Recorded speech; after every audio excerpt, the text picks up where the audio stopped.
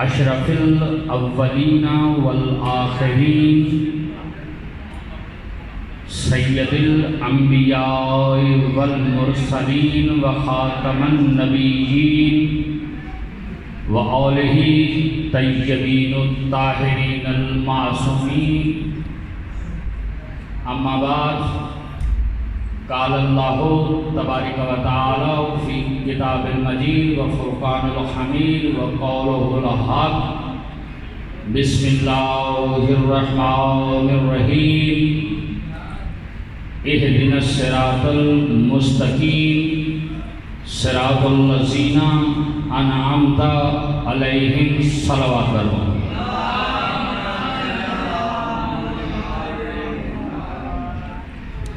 آپ دوست سامنے ادھر آ جائیں، جگہ پڑی ہوئی ہے، سامنے ادھر آ جائیں، نزدیک ہو جائیں جو بھی دوست ہیں. اور سادات عظام سے بالخصوص گزارش ہے کہ وہ یہاں امام بارگاہ میں تشریف لے آئیں. آج کی رات غم کی رات ہے اور شب داری کی رات ہے.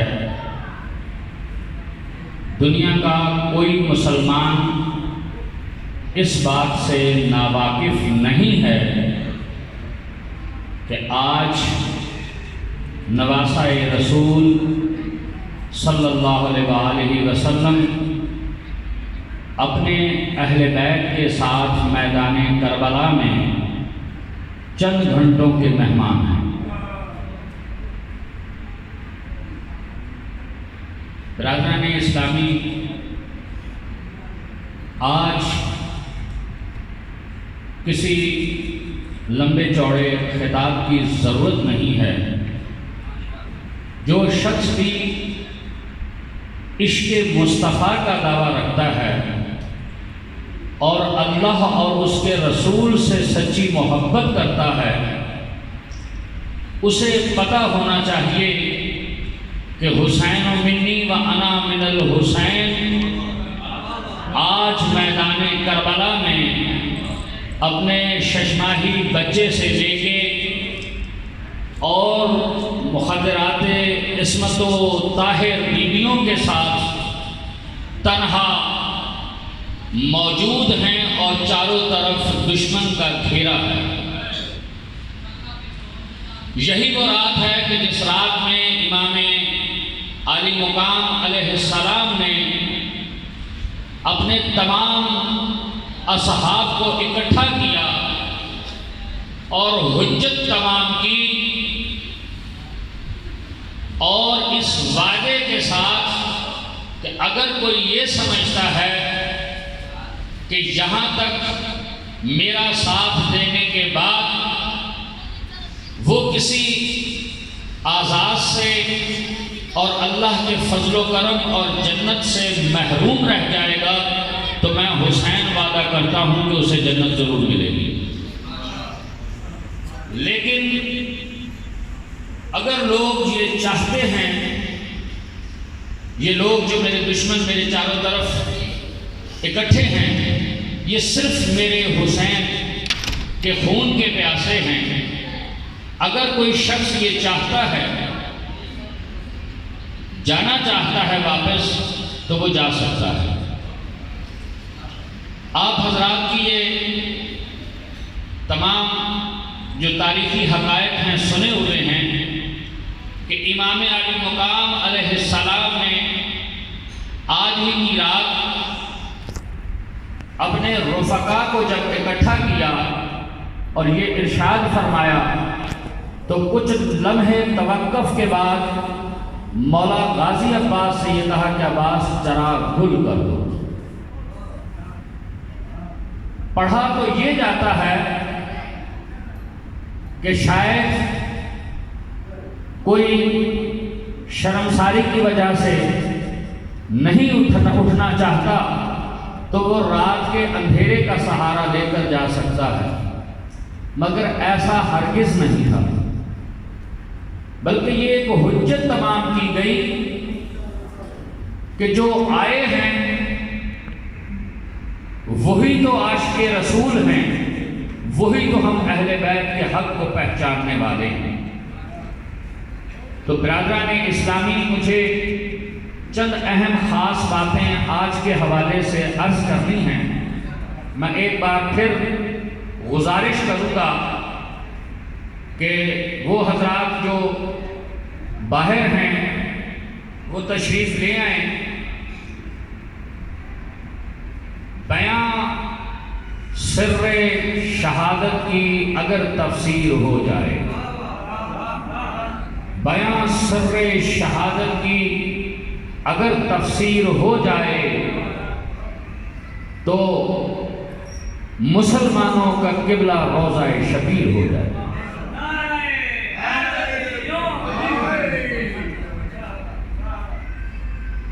ایک بار درود پڑھیے محمد و آل محمد پہ۔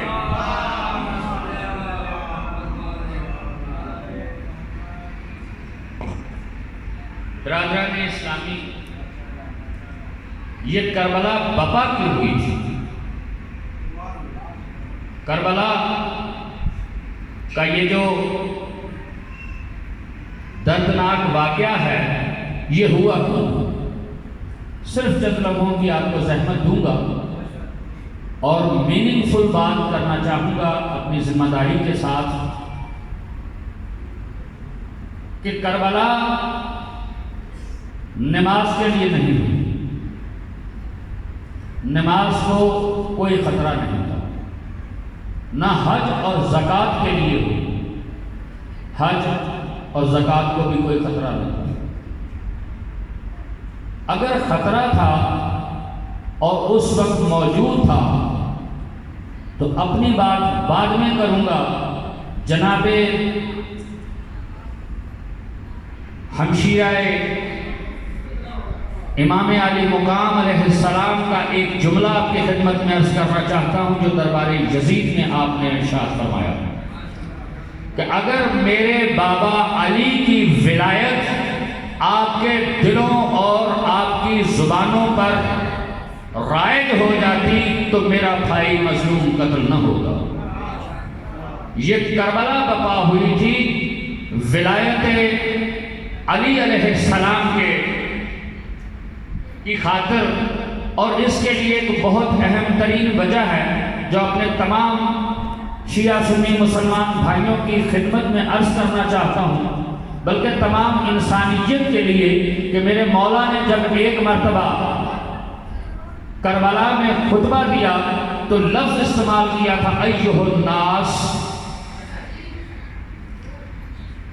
اے لوگوں میں تمہیں بتانا چاہتا ہوں کہ میرے نانا رسول اللہ صلی اللہ علیہ وآلہ وسلم نے کیا ارشاد فرمایا۔ صحابی کی زبان سے قول رسول سننا اور بات ہے، مگر رسول کے بیٹے سے رسول اللہ کی بات سننا اور بات ہے۔ تو آپ نے یہی ارشاد فرمایا تھا کہ اے لوگوں، جب ایک ظالم و جابر و فاسق حکمران مسلمانوں پر مسلط ہو جائے، اور جملوں پہ غور کیجئے گا، مجھے افسوس ہوگا کہ اگر آپ نے یہ جملے ضائع کر دیے کہ یاد رکھو جب کوئی جابر و ظالم و فاسق و فاجر حکمران تم پر مسلط ہو جائے اور وہ خدا کے حلال کو حرام کرنا چاہے اور خدا کے حلال کیے کو حرام کرنا چاہے اور خدا کے حرام کیے کو حلال کرنا چاہے، تو اس کے لیے اس وقت وہ جو اللہ اور اس کے رسول پہ دین پہ قائم ہوگا اس پہ واجب ہوگا کہ اس کے خلاف خروج کرے۔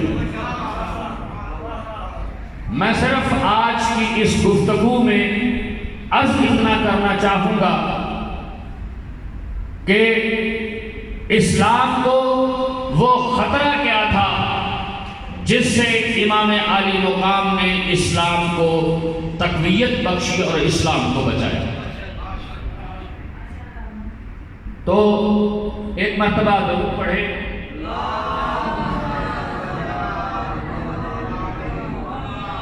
جیسا کہ میں نے عرض کیا کہ آج کی یہ رات غم کی رات ہے۔ ہم سے اگر پوچھا جائے کہ ہم اس رات میں سوتے کیوں نہیں، تو اس لیے کہ نبی کا بیٹا، نبی کا نواسا اور نواسیاں اور بیٹیاں اس وقت جاگ رہے ہیں اور اپنی اپنی قربانی کی تیاری کر رہے ہیں۔ میں چند دنوں سے اس کوشش میں تھا کہ اس حوالے سے کچھ گفتگو کی جاتی رہے، اور وہ یہ ہے کہ یہ ماتم کیوں کیا جاتا ہے، یہ غم منایا کیوں جاتا ہے۔ اگر آپ میں سے کچھ حضرات نے چند دن پہلے دیکھا ہو تو جب بجلی کی لوڈ شیڈنگ ہوتی ہے نا، میں نے خود اپنی آنکھوں سے وہ جلوس دیکھا کہ جب قمیضیں اتار کے روڈوں کے اوپر لوگوں نے ماتم کیا مہنگائی کے خلاف، لوگوں نے بجلی کی لوڈ شیڈنگ کے اوپر ماتم کیا، بازاروں میں کسی نے بدعت کا فتویٰ نہیں لگایا، لوگوں نے ان کو سپورٹ کیا، اور تاریخ اسلام گواہ ہے کہ یہی حسین علیہ السلام جب پیدا ہوئے تو تمام مورخین نے، جس نے بھی یہ واقعہ نقل کیا، جب حسین علیہ السلام کو رسول اللہ کے گود میں دیا گیا تو آپ زاروں قطار ہونے لگ گئے۔ یہ پیدائش کے وقت کی بات ہے۔ جو لوگ کہتے ہیں کہ حسین پہ رونا کہاں لکھا ہے، تو رسول اللہ نے گریہ وزاری کی۔ بلکہ یہی نہیں، تاریخ اسلام میں بے شمار واقعات ایسے ہیں کہ رسول اللہ مسجد نبوی میں کوئی عام مسجد نہیں ہے، ہر مسجد اللہ کا گھر ہے، قابل احترام ہے، مگر مسجد نبوی جہاں ایک نماز کا ثواب ہزاروں رکعت کی صورت میں، نمازوں کی صورت میں ملتا ہے، اللہ کا رسول منبر رسول پہ بیٹھا جمعے کا خطبہ دے رہا ہے، حسن اور حسین کو آتے دیکھتے ہیں، ایک بچے کو ٹھوکر لگتی ہے تو رسول اللہ جمعے کا خطبہ چھوڑ کے اپنی آنکھوں کو میں آنسوؤں کے ساتھ آگے بڑھتے ہیں اور اپنے نواسے کو اٹھا کے لا کے اپنے گود میں بٹھا کے پھر دوبارہ خطبہ شروع کرتے ہیں۔ اور مسلمان پوچھتے رہے کہ یا رسول اللہ، آپ اس بچے کی پیدائش پہ خوش ہونے کی بجائے گریہ وزاری کر رہے ہیں؟ اپنوں نے بھی پوچھا اور غیروں نے بھی پوچھا، باہر والوں نے بھی پوچھا، گھر والوں نے بھی پوچھا۔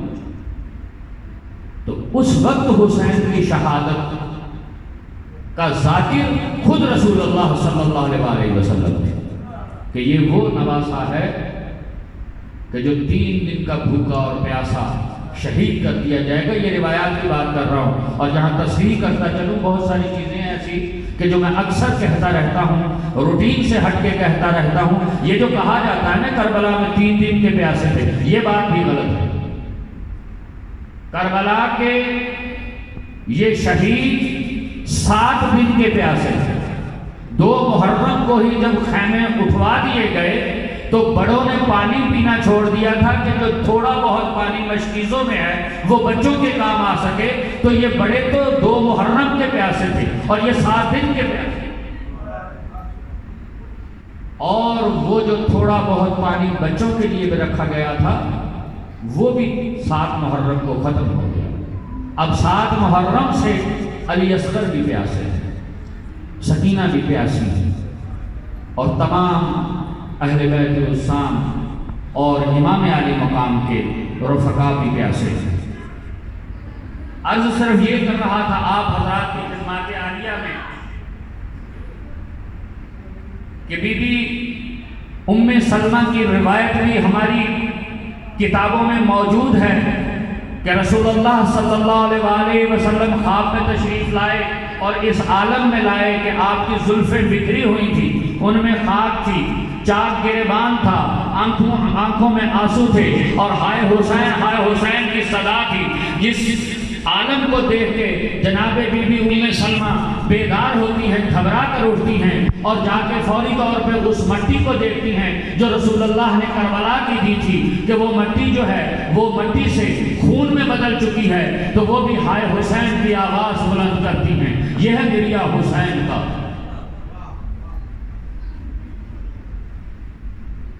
اور وہ نبی جو جو اپنی وفات سے نہ جانے کتنا عرصہ پہلے یہ کہتے چلے آئے تھے، جیسا کہ حجۃ الوداع میں آپ دیکھتے ہیں، اور اس سے 1 سال پہلے بھی جناب سرکار رسالت مآب صلی اللہ علیہ وسلم زیارت کعبہ کے لیے گئے اور بنا زیارت کیے واپس آ کے، یہ سارے واقعات تاریخ میں موجود ہیں اور ان کی تفصیل کا میرے پاس وقت نہیں ہے۔ عرض صرف اتنا کہنا چاہتا ہوں کہ جب رسول اللہ صلی اللہ علیہ وسلم اپنی وفات کم از کم حجۃ الوداع کے موقع پہ، تو نبی اکرم صلی اللہ علیہ وسلم نے مسلمانوں کو کہا تھا کہ مسلمانوں میرا وقت قریب ہے، جہاں من کنت مولا علی فاز علی مولا کا اعلان کیا گیا تھا، تو نبی اکرم صلی اللہ علیہ وسلم نے لوگوں کو بتایا تھا کہ میرا وقت قریب ہے۔ تو جب وقت قریب تھا اور بتایا تھا، پہلے سے علم تھا، اور وہ نبی اکرم صلی اللہ علیہ وسلم جب اپنے گھر میں اپنے بستر پہ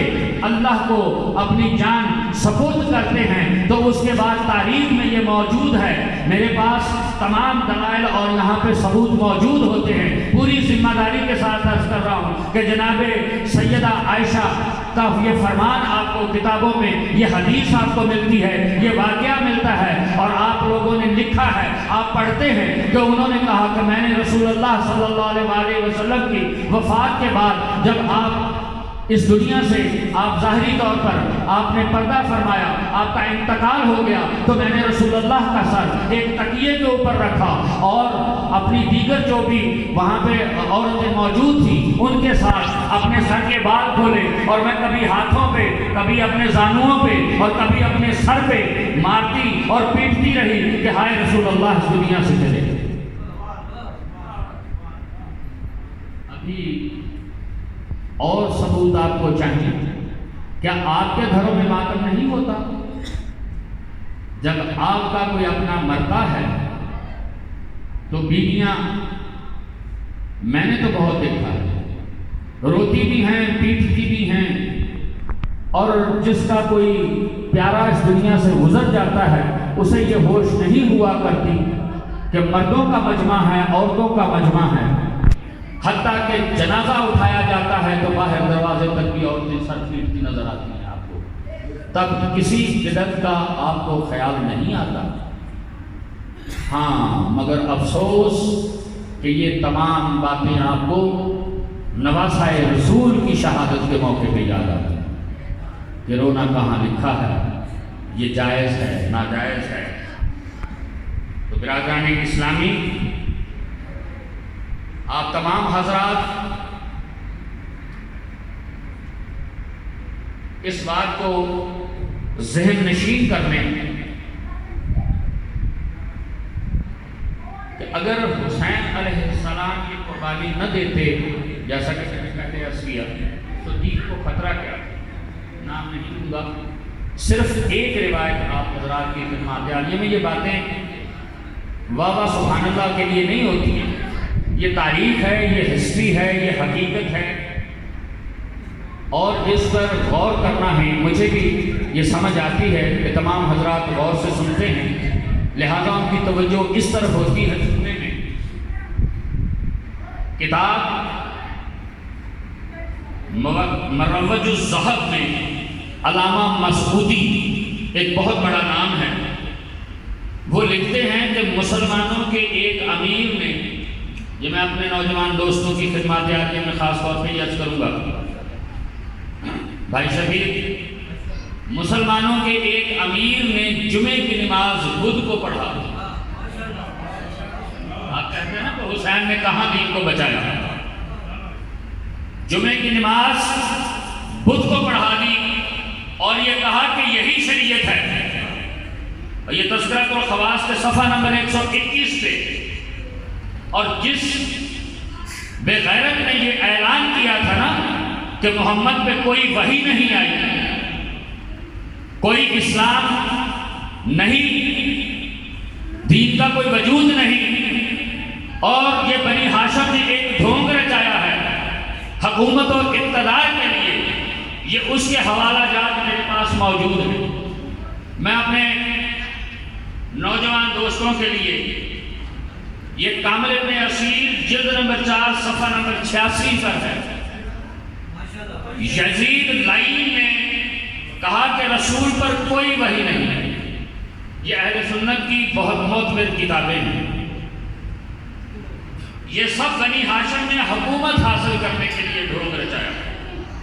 اور تاریخ طبری، یہ مسلمانوں کی تاریخ ہے، 10 جلدوں میں ہے، شاید کسی کو پڑھتے ہوئے بھی سالوں لگ جائیں، اور میں نے یہ پڑھی ہے۔ تو تاریخ طبری جلد نمبر 7 صفحہ نمبر 386 میں یزید نے کہا، سنیں مسلمانوں، تمام شیعہ سنی مسلمان بھائیوں کی خدمت میں، خاص طور پہ اپنے نوجوانوں کی خدمت میں عرض کرتا چلوں، تاریخ طبری ہے اور جلد نمبر 7 ہے، صفحہ نمبر 386 ہے۔ یزید نے کہا کہ آج جنگ بدر میں علی کے ہاتھوں مارے جانے والے جو میرے مقتولین تھے، میرے بڑے تھے، میں نے ان کا بدلہ لیا ہے۔ جو لوگ اس پہ پردہ ڈالنے کی کوشش کرتے ہیں، آپ سمجھ رہے ہیں کہ اسلام کو کیسے پامال کیا جا رہا تھا اور کیوں حسین علیہ السلام نے یہ قربانی پیش کی۔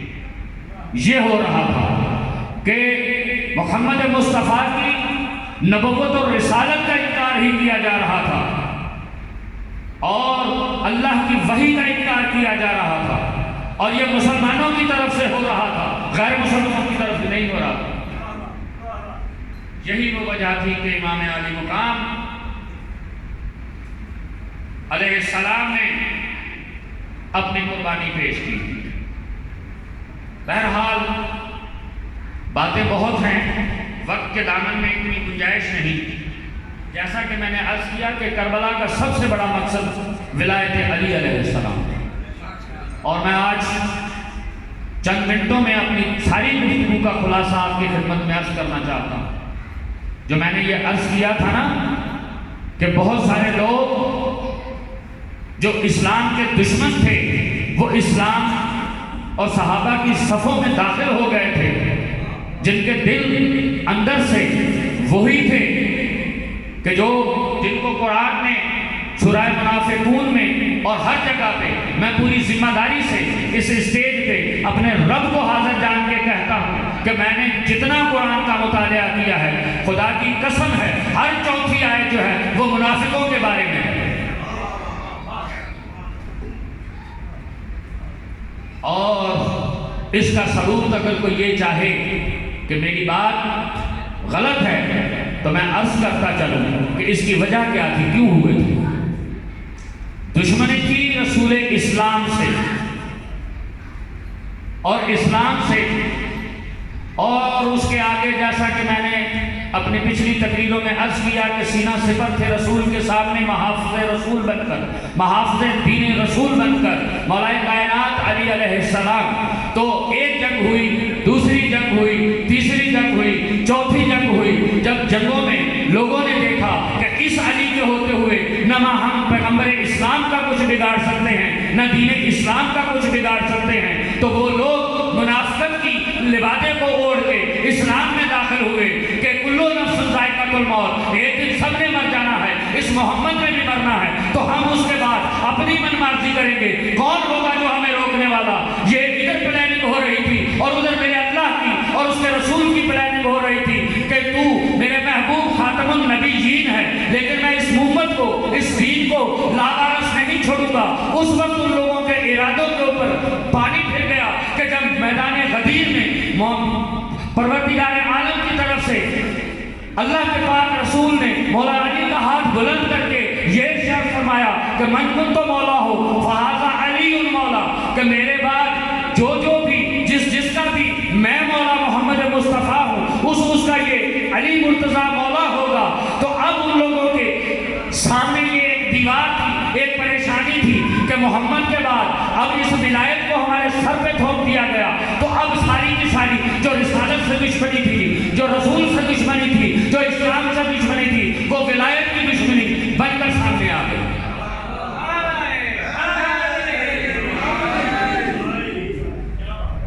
یہ وہ وجہ تھی، اور چونکہ یہی وہ گھرانہ تھا، اب یقین کریں میری مجبوری ہوتی ہے صرف چند حوالوں کے لیے، ورنہ ہمیں ان چیزوں کی ضرورت نہیں ہے۔ اور میں اکثر یہ کہا کرتا ہوں اور یقین کریں کہ پوری سچائی کے ساتھ میں یہ عرض کرتا ہوں کہ محمد و آل محمد کا گھرانہ وہ ہے کہ جنہیں آج بھی نہیں پڑھا جا سکتا، آج بھی ان کے بارے میں بات نہیں کی جا سکتی۔ 21ویں صدی میں لوگ شامل ہو گئے، اور آپ یقین کریں قبلہ آصف شاہ صاحب، ایک جاپان کا غیر مسلم اس جاپان کے غیر مسلم نے حال ہی میں ایک بیان جاری کیا۔ اس نے کہا کہ میں نے پوری دنیا کے مذاہب کا مطالعہ کیا ہے، پوری دنیا کے نظام جو ہیں ان کا، کمیونزم کا مطالعہ کیا، سیکولرزم کا مطالعہ کیا، جتنے بھی نظام ہیں سب کا مطالعہ کیا۔ پوری کائنات میں مجھے ایک گروہ ایسا نظر آیا جو شیعان علی کا گروہ ہے، جو محبان اہل بیت کا گروہ ہے، کہ جن کے پاس ایک ایسا نظام موجود ہے، اور وہ نظام ولایت علی بن ابی طالب رضی اللہ عنہ، اور اس کا مسلمانوں کو شعور ہی نہیں ہے۔ اور خود مولا کائنات علی علیہ السلام سے ایک بار پوچھا گیا تھا کہ مولا کیا آپ کی بھی کوئی حسرت ہے؟ تو مولا کائنات نے ارشاد فرمایا تھا کہ ہاں ہے، اور وہ یہ کہ جس قدر علم نبی سے مجھے ملا، کیونکہ نبی تو اسلام کو متعارف کرانے میں مصروف رہے نا، اسلام کی حقیقت کو بیان کرنا اور اسلام کو نافذ کرنا اور اسلام کی حقیقت کو بیان کرنا ہی تو محمد و آل محمد کی ڈیوٹی تھی۔ اور چونکہ اللہ کا نبی آخری نبی تھا، اس کے بعد کوئی رسول آنے والا نہیں، جو بھی یہ عقیدہ رکھے وہ عالم اسلام سے خارج ہے، اور بے شک خارج ہے کہ نبی کے بعد نہ کوئی نبی آئے گا نہ کوئی رسول آئے گا۔ اب قیامت تک کے لیے اس دین اسلام کی جو 1,24,000 انبیاء کی محنت کا نتیجہ ہے، اور اللہ کا اِنَّ دِینَ عِندَ اللہِ الاسلام سب سے زیادہ پیارا دین ہے، راستہ ہے، نظام حیات ہے، تو اس کی بقا کے لیے، اس کی حفاظت کے لیے اللہ نے نظام ولایت کو اور نظام امامت کو رائج کیا۔ اور چونکہ مسلمانوں نے دیکھا، یہاں ایک بہت اہم جملہ آپ کی سماعتوں کی نظر کرنے لگا ہوں کہ لوگ مولا کائنات سے، یہ دیکھیں آپ سوال کر سکتے ہیں کہ لوگ جب دشمن ہی تھے بھائی شبیر اسلام کے اور پیغمبر اسلام کے، تو آخر ان کو یہ روح منافقت والا دھارنا کیوں پڑا؟ پوری ذمہ داری سے ایک بات عرض کرنا چاہتا ہوں، اگر یہ بات آپ کے دلوں میں آ گئی تو آپ کو ساری حقیقتیں سمجھ میں آ جائیں گی۔ آخر وجہ کیا تھی کہ اسلام کے صفوں میں منافقت کا لبادہ اوڑھ کے آنے والوں کے لیے میں پوری ذمہ داری سے عرض کر رہا ہوں، یاد رکھیں نبی کی حیات اور علی کی تلوار، یہ ایک ایسا خوف تھا دشمنان اسلام پہ کہ انہوں نے کہا کہ علی کی تلوار سے بچنے کا واحد راستہ ہی یہی ہے کہ بظاہر کلمہ پڑھ جاؤ۔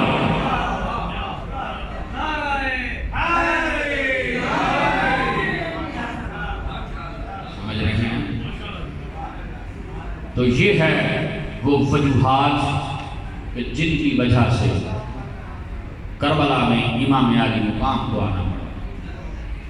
یہ جتنے بھی کربلا کے واقعات ہیں، جتنی شہادتیں ہیں، یہ سب کچھ جو بھی ہے، اس کا ایک ایک لمحہ، ایک ایک شہید، ایک ایک جو واقعہ ہے وہ اپنی جگہ پہ بہت بڑی اہمیت رکھتا ہے،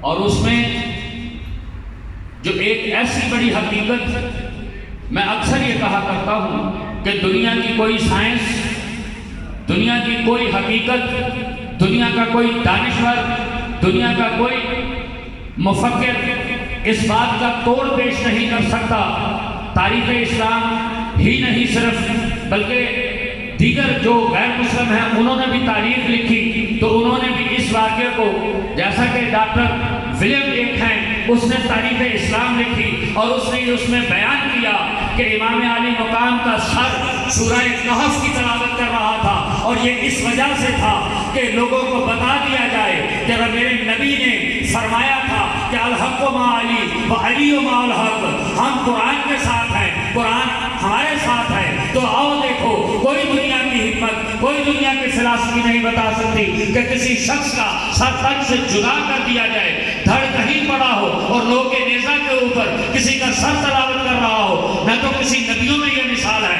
نہ اس سے پہلے مثال تھی، نہ اس کے بعد مثال ہوگی۔ تو یہ ہے حسین علیہ السلام کا وہ کارنامہ کہ جس کے بعد یہ بتایا کہ یہ وحی کے لیے جو تم نے الفاظ کیا کہ کوئی وحی نہیں آئی ہے، کوئی ایسا دین نہیں آیا ہے، یہ بنی ہاشم کا ایک محض ڈھونگ تھا۔ تو آؤ دیکھو، سر حسین کو تلاوت کرتے ہوئے بڑے بڑے لوگ کلمہ پڑھ گئے، مگر افسوس تمہارے کلمہ پڑھے جانے پر۔ تو یہ ہے برادران اسلامی، میرے پاس کہنے کو بہت کچھ ہے، اور یقین کریں کہ پوری زندگی فقط ہم نے اس در کی غلامی کے لیے اور اس دین کی تبلیغ کے لیے گزاری، اور ہمارے بڑوں نے بھی، ایک کہتے ہیں کہ جگ بیتی اور ایک ہڈ بیتی کہتے ہیں۔ ہم اس خاندان سے تعلق رکھتے ہیں کہ جن کے ساتھ پیڑھیوں پرانی بات نہیں، بلکہ یہ اسی صدی کی بات ہے کہ جنہوں نے غیر مسلموں کو کلمے پڑھائے۔ ایک چھوٹی سی بات عرض کر کے بھائی کے حوالے میں کروں گا۔ ایک ہندو جو روزانہ، یہ میں اپنی بات کی تمہید کے لیے جو آخری بات آپ سے عرض کرنا چاہتا ہوں، دودھ لے کے جایا کرتا تھا مندر میں۔ اس کی ایک بیٹی جس نے روزانہ باپ کو دودھ لے جاتے دیکھتی تھی، ایک دن سوال کیا کہ بابا جان آپ دودھ لے کے جاتے ہیں تو اور لوگ بھی لے کے جاتے ہوں گے نا؟ تو وہ اتنا دودھ جو ان کا بت تھا یا جو ان کا خدا تھا یا جس کو وہ پوچھتے تھے، وہ کیسے پی سکتا ہے؟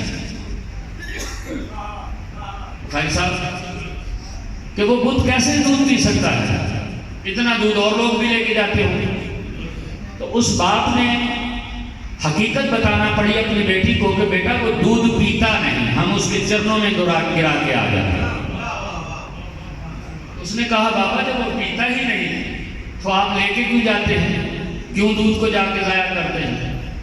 اب یا تو اسے پینا پڑے گا یا آپ کو رکنا پڑے گا۔ یہ بہت اہم بات عرض کر رہا ہوں، اور آپ حضرات اس سے اتفاق کریں یا نہ کریں، لیکن میرے اہل سنت بھائی ضرور اس سے اتفاق کریں گے، کیونکہ یہ ہمارے گھر کی بات ہے۔ وہ دودھ لے کے جاتا رہا، اس بیٹی نے کہا کہ آج دودھ میں لے کے جاؤں۔ دودھ لے گئی اور اس بت کے پاس جا کے کہا کہ دودھ پی۔ اب وہ پتھر تھا، پتھر کیسے دودھ پی سکتا ہے؟ تو اس نے کہا کہ تجھے آج پینا پڑے گا دودھ۔ اور جب وہ روک رہی تھی، کولا رہی تھی اور یہ واویلا کر رہی تھی کہ تجھے آج دودھ پینا پڑے گا ورنہ آج کے بعد تیرے پاس دودھ نہیں آئے گا، تو ایک باہر سے گزرتے ہوئے بزرگ کی کانوں میں اس کا واویلے کی آواز پڑی۔ وہ اندر تشریف لائے، کہا بیٹی کس بات پہ واویلا کر رہی ہو؟ کہا میرا باپ روزانہ دودھ لے کے آتا ہے، یہ دودھ پیتا نہیں، آج میں لے کے آئی ہوں، یا اسے دودھ پینا پڑے گا یا میرے باپ کو اور باقی تمام لوگوں کو اس سے باز آنا پڑے گا۔ اس نے دیکھا کہ اس کو بیٹی آپ کیوں اس کے لیے پریشان ہو، آپ رہنے دو، دفع کرو، نہیں پیتا تو نہ صحیح۔ اس نے کہا کہ نہیں قبلہ، کیونکہ میں آج تک جب سے ہوش سنبھالا یہی کچھ دیکھتی چلی آئی ہوں، میں آج اس حقیقت سے پردہ اٹھا کے رہوں گی، اس کو دودھ پینا پڑے گا۔ اتنا کہا، جب انہوں نے دیکھا کہ یہ معصوم ہے، بچی ہے، مطلب یہ بیچاری سادہ ہے، سادہ لو ہے، تو اس کی مدد ہونی چاہیے، تو انہوں نے کہا کہ بیٹا تیری مشکل میں حل کر دیتا ہوں۔ اس بت کو کہا کہ دودھ کیوں نہیں پیتا، کیوں بچی کو پریشان کر رہا ہے؟ تو اس بت میں جان آئی اور اس نے وہ دودھ کا پیالہ پکڑا اور دودھ پی لیا۔ اب وہ خوشی خوشی گھر آئی اور گھر والوں کو جب یہ ماجرا سنایا کہ میں اس کو پلا کے آئی، تو اگلے دن پوری دنیا اس کے ساتھ تھی کہ دیکھیں یہ کیسے دودھ پیتا. تو دوسرے دن آئی، وہ بدھ تھا، پتھر تھا، اس نے دودھ کیا پینا تھا، نہ پیا. اب انہوں نے پوچھا کہ تو یہ کیسے کہتی ہے کہ کل اس نے دودھ پیا تھا؟ اس نے کہا میں نہیں کہتی، ایک بزرگ یہاں سے گزر رہے تھے، وہ میرے گواہ ہیں، ان کی موجودگی میں انہوں نے دودھ پیا. تو کہا ہمیں بھی بزرگوں کا بتاؤ. تو سب اب چل کے وہاں پہ گئے، ان سے کہا کہ حضور یہ ماجرا آپ سے سنا ہے. تو انہوں نے کہا جب اس بزرگ کا اس بچی نے نام لیا تو اس کے بعد کہ میں آج پھر اسی بزرگ کو بلواؤں گی اگر تو دودھ نہیں پیے گا. دوبارہ اس نے دودھ پیا. تو جب پوچھا گیا کہ وہ بزرگ کون ہیں اور ان تک پہنچا گیا تو وہ تھے خواجہ معین الدین چشتی اجمیری رحمۃ اللہ علیہ. یہ واقعہ میں نے آج کی رات میں بے مقصد نہیں سنایا آپ کو. جب آپ اس پہ ایمان اور یقین رکھتے ہیں کہ 90 لاکھ لوگوں کو کلمہ پڑھانے والا خواجہ معین الدین چشتی اجمیری رحمۃ اللہ علیہ کے کہنے پہ بت بھی جو ہے وہ دودھ پی سکتا ہے، تو سوچو ذرا حسین کی ایک بات آپ کو اگر میں شاید یہ واقعہ نہ سناتا تو پیٹ میں مروڑ اٹھتے ضرور. سرکار مدینہ حضرت محمد مصطفیٰ صلی اللہ علیہ وسلم، یہ جو حبیب ابن مظاہر کی آپ بات سنتے ہیں، مجھے کسی بھائی نے کہا تھا کہ یہ جو حضور کے امام علی مقام علیہ السلام کے ساتھ ساتھی تھے ان کا مقام بھی لوگوں کو پتہ ہونا چاہیے. ممکن تو نہیں ہے اتنے سارے لوگوں کے بارے میں بتایا جانا، لیکن میرا خیال ہے اگر چند لوگوں کے بارے میں بھی آپ کو یہ ان کی معرفت حاصل ہو جائے کہ وہ کیسی ہستیاں تھیں تو میرا خیال ہے کچھ نہ کچھ something is better than nothing. یہ حبیب ابن مظاہر کے والد ہیں مظاہر، صحابی رسول ہیں، دعوت کی رسول اللہ کی. ان کو بلایا اپنے گھر میں دعوت کے لیے اور ساتھ دونوں شہزادوں کو بلایا، حسن اور حسین کو بلایا. اور جب وہ آئے ان کے آنے سے پہلے ذوق اشتیاق میں، ذوق ان کی دیدار میں اور ان کے ملنے کی خوشی میں حضرت حبیب ابن مظاہر جو ابھی بچے تھے مکان کی چھت پہ دیکھ رہے ہیں کہ کب آتے ہیں میرے دوست حسین علیہ السلام، کب آتا ہے حسین. تو اسی عالم میں چھت سے گر کے ان کی وفات ہو جاتی ہے. ان کے والد گرامی حبیب ابن مظاہر کے والد گرامی حضرت مظاہر نے اس حبیب ابن مظاہر چھوٹے بچے کی لاش چھپا دیا کہ اگر یہ لاش ہوئی گھر والوں کو پتہ چلا یا دیگر لوگوں کو پتہ چلا تو نبی اکرم صلی اللہ علیہ وسلم کی دعوت کرنے سے محروم رہ جاؤں گا. تو جب سرکار دو عالم صلی اللہ علیہ وسلم تشریف لائے اور تشریف لا کر امام علی مقام ساتھ تھے، امام حسن اور حسین بھی ساتھ تھے، تو جب حضرت امام حسین علیہ السلام نے استفسار کیا کہ حبیب کہاں ہے تو مجبوراً بتانا پڑا، مختصر کر رہا ہوں، مجبوراً بتانا پڑا کہ وہ تو شہید و فوت ہو گئے ہیں. تو امام علی مقام نے کہا اس وقت تک میں بھی ایک نوالا نہیں کھاؤں گا جب تک حبیب نہیں موجود. تاریخ اسلام میں ہے کہ اس حبیب ابن مظاہر کو حسین کی خواہش پر اللہ نے زندگی عطا کی. کاش میں بتا سکتا کہ پہلے امام نے، دوسرے امام نے، تیسرے امام نے، اور پھر ایک دن وہ جو آنے والا ہے اس کے پیچھے کیسے کھڑا ہوگا کہ جو مردوں کو ٹھوکریں مار کر اٹھا دیا کرتا. ان کی معرفت ہی نہیں ہے. افسوس ہم عاشقان رسول ہیں، ہم عاشقان رسول کا دعویٰ کرتے ہیں. کتنی معرفت دیتے ہیں ہم سارا سال. یہ ان 12 ائمہ جو نبی کی اولاد ہیں اور جن پر اپنی نمازوں میں درود پڑھا جاتا ہے. حسین علیہ السلام کے مقابلے میں پوری ذمہ داری سے ایک بات عرض کرنا چاہتا ہوں. یزید شرابی نہ بھی ہوتا،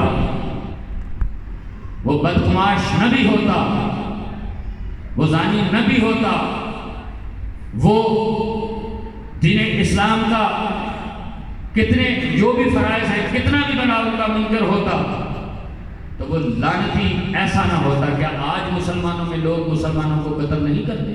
کیا لوگ آج شراب نہیں پیتے مسلمانوں؟ کیا ان سب کو یزید کہا جاتا ہے؟ پھر یزید کا قصور کیا تھا؟ بتانا پڑے گا آپ کو کہ یزید کا قصور وہ تھا کہ اگر میرے پاس روایت موجود ہے اور بہت بڑی روایت موجود ہے، سرکار دو عالم صلی اللہ علیہ وسلم نے ارشاد فرمایا کہ اگر کوئی مسلمان اپنی پیدائش سے لے کے، اپنی ہوش سنبھالنے سے لے کے، اور اللہ اور اللہ کے رسول کے دین کے احکامات کو سمجھنے سے لے کے، مقام ابراہیم سے لے کے رکن کے درمیان ساری زندگی کے لیے کھڑا وہاں پہ خانہ کعبہ میں، بیت اللہ میں، روزے کی حالت میں نمازیں پڑھتا رہے، بیت اللہ شریف کے اندر اگر اس کے دل میں رائی میں جانے کے برابر بھی بغض اہل بیت ہوگا تو سیدھا جہنم میں جائے گا۔ تو اس کا جرم یہ تھا کہ اس نے ان سے بیعت مانگی کہ جن پر درود پڑھا جاتا، یہ تھا اس کے لعنتی ہونے کا۔ اور جو بھی اہل بیت رسول کے مقابلے میں اس طرح سے آئے گا، وہ کل بھی لعنتی تھا، وہ آج بھی لعنتی ہے، وہ ہمیشہ لعنتی ہے۔ بات کو سمیٹتا ہوں اپنی کو، جیسا کہ میں نے عرض کیا، بہت کچھ کہنے کے لیے ہے کیونکہ دل دکھی ہوتا ہے۔ یہ اتنا آسان اسلام نہیں ہے۔ 1,24,000 انبیاء کی محنت کا نام اسلام ہے۔ سرکار دو عالم صلی اللہ علیہ وسلم کے پتھر اٹھانے کا نام اسلام ہے۔ مولا کائنات کا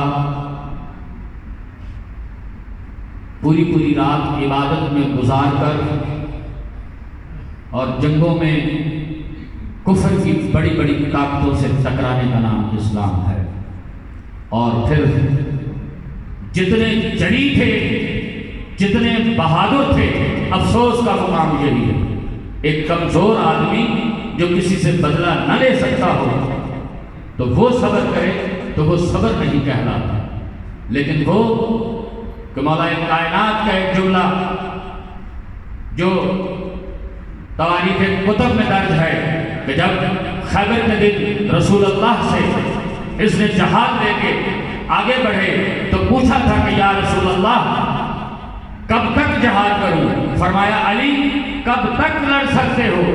کہا کہ اگر میں یہاں سے شروع ہو جاؤں تو جہاں سے سورج طلوع ہوتا ہے اور سورج کے غروب ہونے تک، یہ اس سے مراد پوری دنیا کی سلطنتیں ہیں کہ جہاں سے سورج طلوع ہوتا ہے وہاں سے لے کے سورج کے غروب ہونے تک بھی لڑتا رہوں تو علی کو کوئی پرواہ نہیں، کیونکہ وہ فرمایا کرتے تھے کہ میں علی وہ ہوں جس کو کسی بھی اس بات کی پرواہ نہیں رہی کہ میں موت میں جا پڑتا ہوں یا موت مجھ پہ آ پڑتی ہے، کیونکہ وہ اللہ کے لیے ان کا جینا تھا۔ وہی تھے جن کے لیے قرآن میں اللہ نے ارشاد فرمایا تھا کہ یہ تو کچھ چاہتے ہی نہیں ما سوائے اس کے جو اللہ چاہتا ہے۔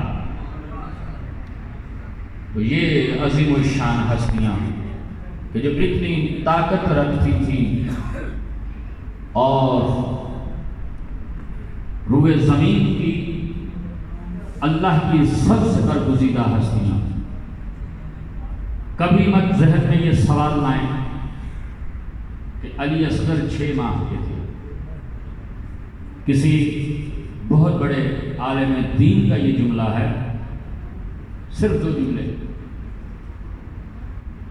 کہ علی اصغر کی قربانی کو اگر بیان کیا جائے تو شاید یہ محسوس ہو کہ کربلا کی سب سے بڑی قربانی یہ تھی۔ حضرت علی اصغر کے بارے میں یہ کہا جاتا ہے کہ ان کو 3 تیر لگے تھے۔ ایک تیر جو آپ کی گردن میں لگا، اور دوسرا تیر جو آپ کے کان کو چھیدتا ہوا گزرا، اور تیسرا تیر امام عالی مقام کے بازو میں لگا۔ لیکن میں اپنی تحقیق سے اس نتیجے پہ پہنچا کہ تیر ایک ہی تھا لیکن اتنا بڑا تھا کہ اصغر کا گلا چھوٹا۔ تیر ایک ہی تھا، اور یہ تیر وہ تیر تھا، یہ حقیقت ہے کہ جو ہاتھیوں کو گرانے کے لیے تب سے عربوں نے ایجاد کرنا شروع کیا کہ جب یہ عربوں کی فوج مسلمانوں کی ایرانیوں کے ساتھ لڑی تو وہاں ایرانی ہاتھیوں سے لڑا کرتے تھے، ان کے لشکر میں ہاتھی ہوا کرتے تھے، تو اس ضرورت کو سامنے رکھتے ہوئے یہ تیر ایجاد ہوا تھا۔ 3 پھلوں والا یہ تیر ہوتا تھا۔ بہرحال مزید زحمت آپ کو نہیں دے سکتا، صرف ایک آخری جملہ کہ مسلمانوں کبھی غور کرنا اور ہمیشہ یہ بات ذہنوں میں رکھنا کہ یہ آل رسول کا گھرانہ ہے۔ حسین نہ شیعوں کا ہے، نہ سنیوں کا ہے، نہ غیر مسلموں کا ہے، نہ مسلمانوں کا ہے۔ حسین نے وہ قربانی پیش کی ہے جو انسانیت کی ہے، انسانیت کے لیے قربانی دی ہے۔ تو ہر انسان پہ یہ واجب ہے کہ امام عالی مقام کے بارے میں یہ سوچے کہ آج کی رات امام چند گھنٹوں کے مہمان ہیں۔ اللہ تعالی ہم سب کو اس ذکر پاک کے صدقے میں اپنے تمام دینی اور دنیاوی مصیبتوں اور بلاؤں سے محفوظ فرمائے، اور اللہ تعالیٰ تمام مومنین جہاں جہاں بھی اس غم کو اپنے سینے سے لگائے ہوئے یا حسین کی صدائیں بلند کر رہے ہیں، اللہ تعالیٰ ان سب کا حامی و ناصر ہو۔ لعنت اللہ علیہ وسلم۔